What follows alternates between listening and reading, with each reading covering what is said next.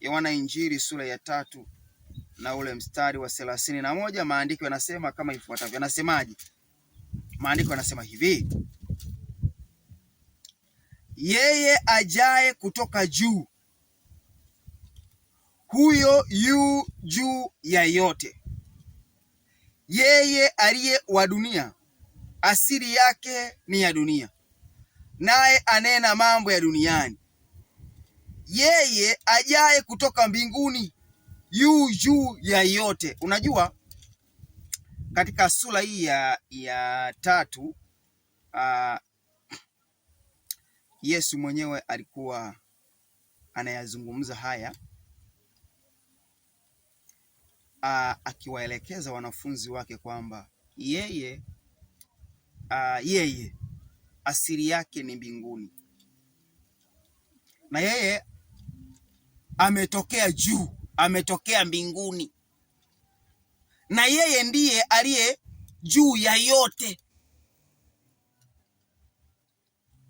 Hakuna kitu ambacho kipo juu yake, vyote vipo chini yake. Na hii sifa yeye mwenyewe Yesu anaionyesha akiwafundisha wanafunzi wake na kuelekeza kwamba karibu sana, karibu.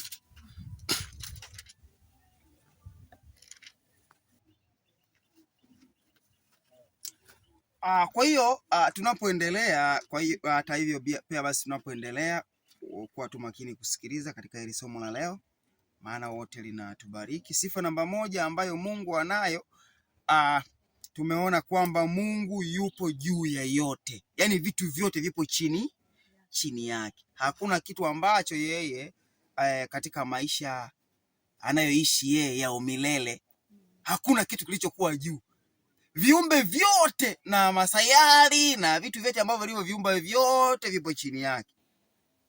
Yeye yupo juu ya yote. Alafu unapozungumzia yupo juu ya yote, si tu katika vitu alivyoviumba, hata pia muktadha mzima wa vitu vyote vinavyofanyika, vyote vipo chini yake. Hakuna kitu ambacho kipo juu yake.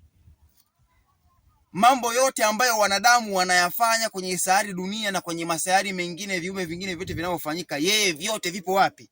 Vipo chini yake, maana yeye yupo juu ya yote. Bwana Yesu apewe sifa. Hata kama mwanadamu, hasa matumizi maishani kidogo, nitakapotoa kila sifa nitatoa kidogo na matumizi maishani.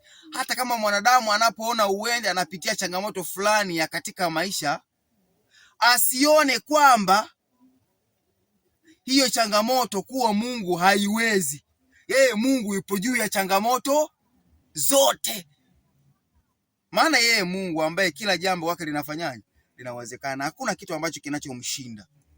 Na hiyo sifa inapatikana kwenye hii sifa namba 1 ambayo inasema kwamba Mungu yu juu ya nini? Ya yote. Kwenye kile kitabu cha Yohana sura ya 3 mstari wa 31, Yesu mwenyewe anajitambulisha, anasema kwamba yeye yupo juu ya yote. Hakuna jambo katika maisha yake yeye linafanyaje? Linamshinda. Ajapoutoa binadamu, yupo juu ya mambo yote. Lakini pia sifa ya pili ambayo Mungu tunaiona anatufichuria katika maandiko matakatifu, licha ile sifa ya kwanza ya kwamba Mungu yupo juu ya yote, sifa ya pili kwamba Mungu anajua yote. Mungu anajua yote. Hakuna jambo la sirini ambalo Mungu yeye halijui. Wala usije ukasema kwamba wachai wanapoenda kuloga Mungu hajui. Sikiliza, Mungu anajua kila nini. Kila kitu. Hata watu wanapoenda kufanya uzinifu, yeye anajua. Tena kabla hata hawajaenda kuzini, alishajua kwamba wataenda kufanyaje? Wataenda kuzini. Mambo yale ya sirini kabisa ambayo wanadamu hatuwezi kuyajua, Mungu yeye anayafanyaje? Anayajua. Hata siri za shetani ambazo anazozifanya ili wanadamu wapate kujaribiwa nini, siri zote yeye Mungu anazijua, yote anayajua. Hakuna mambo ambayo Mungu yanayofanyika kwenye sayari dunia yeye asiyafanyaje? Asiyajue. Hicho kitu hakuna. Ndio maana ifikia hatua kama wanadamu tunaomwamini kuwa Yesu ndiye Bwana na Mwokozi wa maisha yetu, tusije tukaona kwamba Mungu yeye hajui lolote linalofanyika kwenye sayari dunia hii, yote anayajua. Sikiliza, kwenye kitabu cha Yohana wa kwanza 3:20, sikia jinsi ambavyo maandiko yanasema. Yohana wa kwanza 3, sura ya ngapi? Sura ya 20.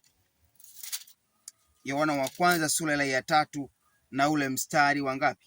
Wa 20. Maandiko yanasema kama ifuatavyo: ikiwa mioyo yetu inatuhukumu, kwa maana Mungu ni mkuu kuliko mioyo yetu, naye anajua yote. Nitarudia tena ile fungu.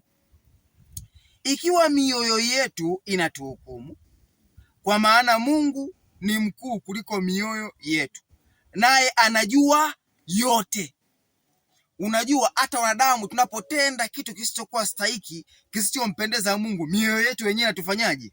Inatuhukumu, inatushuhudia kwamba kuna aliyekuwa mkuu anayejua mambo yote. Hata kama tukifanya pasipo kumuhusisha yeye, anafanyaje? Anajua. Kwa hiyo hata tutendapo uovu, iwe nuruni au iwe gizani, yeye hayo mambo anayafanyaje? Anayajua. Hatuwezi kumficha. Hata yale mambo ambayo tunamuomba katika maisha yetu, si kwamba tunamuomba kwa sababu hajui, anajua yote, ila tunamuomba kwa sababu Mungu ni Mungu wa mahusiano. Na hata hivyo tunapomuomba, si tu kwamba tunajenga mahusiano, lakini bali pia tunakuwa kiroho, kwa sababu tunashirikiana pamoja naye. Imekaa vizuri. Hiyo ni sifa ya pekee ambayo ni sifa ya umilele ambayo anayo Mungu mwenyewe, kwamba anajua mambo yote. Hakuna kitu ambacho kinachoweza kufichika machoni pake. Na sasa unapoishikilia hii ahadi, jua wazi kabisa, popote ulipo, Mungu anajua kila unachokifanya, kila unachokiwaza na kila utakachokifanya, na hata miisho ya maisha yako yeye anayafanyaje? Anajua. Ni kitu cha kujivunia wazi kwamba kupitia pia sifa hii ni kwamba kwa sababu Mungu anajua yote, kila tunachokifanya lazima tumuhusishe nani? Mungu. Mungu atazidi kuwa pamoja nasi na anatueleza yale ambayo hata kwa wanadamu huwa hayajulikani, kwa sababu yeye anajua yote, mwanzo hadi mwisho. Jamani, Bwana Yesu apewe sifa. Amen. Lakini pia kitu kingine ambacho mimi kimenifurahisha katika somo hili, sifa nyingine ambayo alikuwa nayo Mungu, anasema kwamba yupo kila mahali. Yupo kila nini? Yupo kila mahali. Hebu tuende kwenye ile Zaburi ya 139. Zaburi ya 139 na ule mstari wa 7 hadi 11. Zaburi ya 139.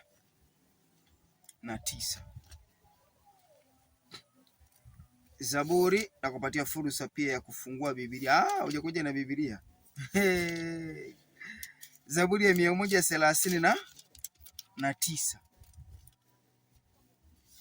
Zaburi ya 139 kuanzia ule mstari wa 7 hadi mstari wa 11. Maandiko yanasema hivi: niende wapi nijiepushe na roho yako? Niende wapi niukimbie uso wako?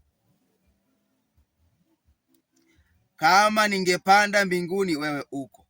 Ningefanya kuzimu kitanda changu, wewe uko. Ningezitoa mbawa za asubuhi na kukaa pande za mwisho za bahari, uko nako mkono wako utaniongoza, na mkono wako wa kuume utanishika. Kama nikisema hakika giza litanifunika na nuru inizungukayo ingekuwa usiku, giza nalo alikufichi kitu, bali usiku huangaza kama mchana, giza na mwanga kwako ni sawasawa. Bwana Yesu apewe sifa. Amen. Ile sifa ambayo inasema kwamba anajua yote, hata kama ikiwa gizani na nuruni. Lakini pia kwenye sifa hapo pia kimefunuliwa kitu kingine, anasema kwamba yeye yuko kila mahali. Yeye yuko kila nini? Kila mahali. Hakuna mahali ambako mwanadamu anaweza kwenda na Mungu asifanyaje? Asijue. Nani ambaye anaweza kuukimbia uso wa Mungu? Wewe muulize Yona, atakwambia vizuri. Muulize nani? Muulize Yona, atakwambia. Na akili finyu za kibinadamu Yona akawaambia wale watu waliompandisha kwenye merikebu kwamba bwana, mimi mnitupie tu wapi? Baharini. Wakati ile anakimbia